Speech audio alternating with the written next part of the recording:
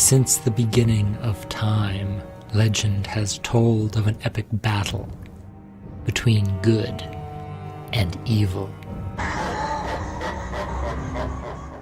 Now, untold centuries later, there is a whispering in the wind. Something long forgotten is stirring.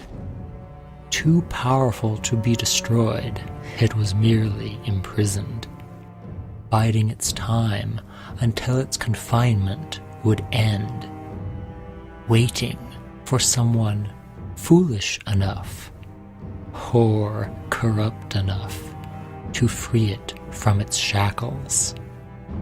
It might reside locked away in a remote tomb lost to history, or perhaps it is hiding in plain sight, confined beneath the gnarled bark of an ancient tree, or bound within an unassuming bottle on a barren beach.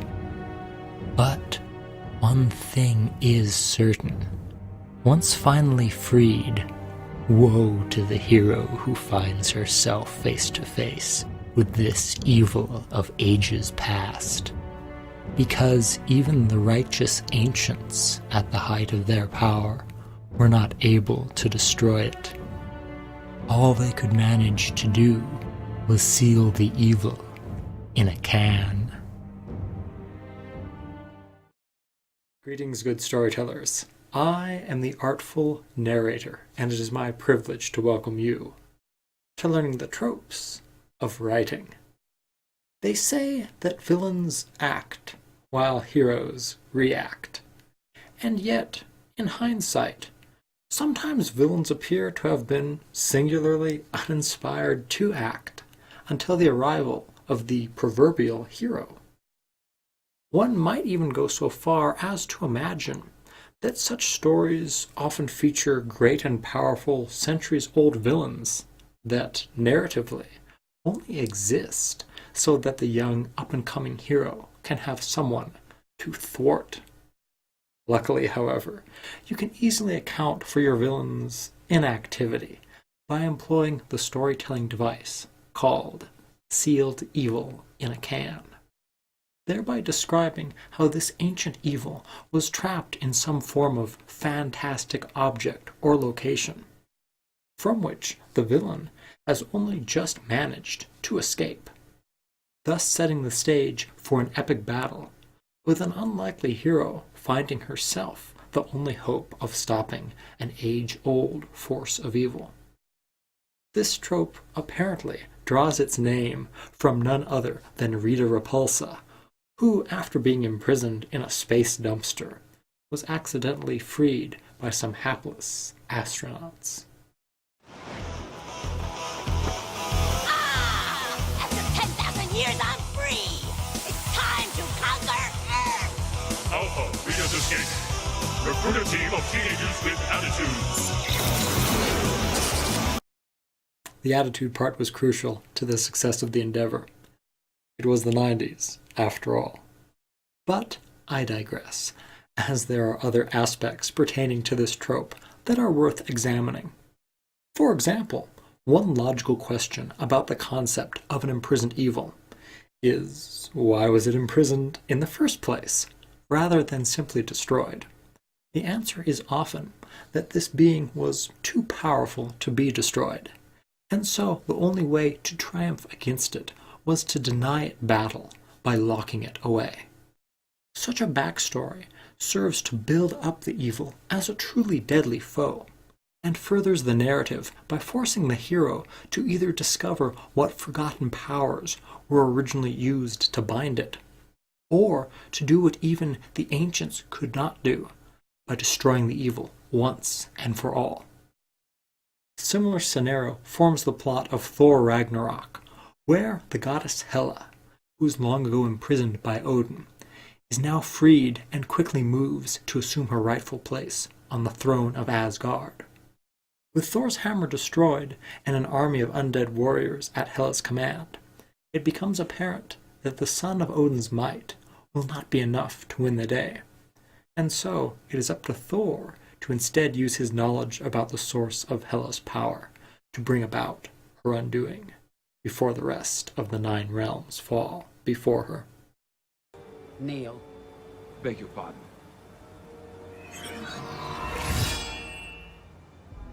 Kneel.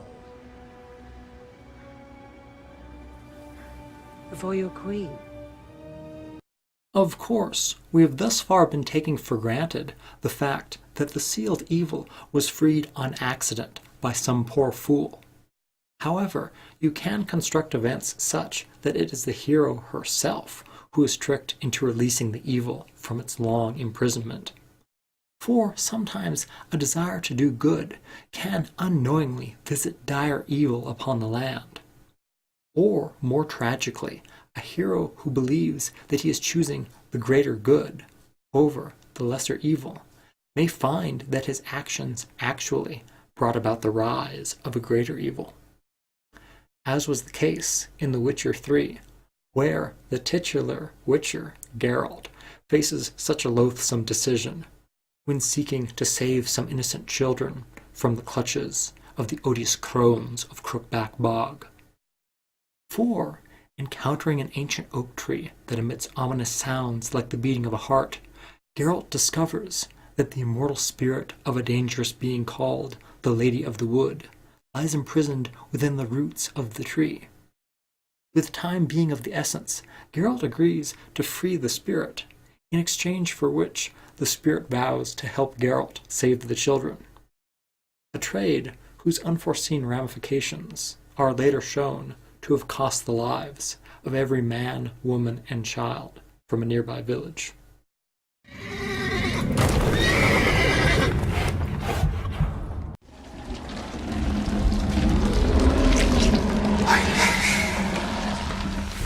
Free the children. I shall. A word once given must be honored. Such egregious errors of judgment can thoroughly invest the protagonist in the quest to stop the evil entity, making this not a tale of some obscure ancient threat, but rather a personal story of redemption. However, sometimes it is the story's antagonist who is seeking to free a greater and far more ancient evil from its prison, under the belief that by freeing it, the ancient evil will give to her the power to finally achieve her desires, thus acting as motivation for the antagonist, while the hero's task becomes that of trying to stop the villain from succeeding. Of course, it often holds true that there is no honor amongst thieves, and that goes double for evil entities. So, it is equally possible that the ancient evil is playing the antagonist for a fool. An example of this can be found in an episode of Aladdin, the animated series, where the masterfully malevolent Mosenrath searches the 7 deserts to acquire the Book of Khartoum, all with the intent to use the book to obtain absolute power. However, the imprisoned spirit of the ancient sorcerer within the book has other ideas. What? At last, I am free. The power of the cosmos is finally mine. No, the power was supposed to be mine. Finally, for added complexity, I would propose a different variation of this trope. You see, throughout this discussion, we have been assuming that the so-called evil in the proposed narrative setting is merely malicious, dangerous even, and yet not vital in a manner that would cause it to be missed if locked away. But what if we were dealing with more cosmic themes, wherein reside beings who are the very personification of their element? Settings which deal with the eternal conflict between primordial forces of light and dark, life and death, or order and chaos. Essentially 2 aspects that each represent only 1/2 of an equation, and whose very existence is balanced by the presence of their counterpart. And so, in such instances, the continued existence of both aspects is actually a vital component of nature. And the imprisonment of one, even if it is the more malevolent half of the pair, may throw the world dangerously out of balance. Death comes to us all. Not anymore. With you trapped here forever, death has no sting. No one can die. Think what you're doing. All over the world there is birth, but no death. Our planet cannot support so many lives at once. So there you have it. I've laid before you but a few of the vast narrative possibilities at your disposal. Now, the real question is, how will you use this trope? Will your protagonist find himself confronting a recently released ancient evil? Will he race against the clock to keep an antagonist from breaking that seal?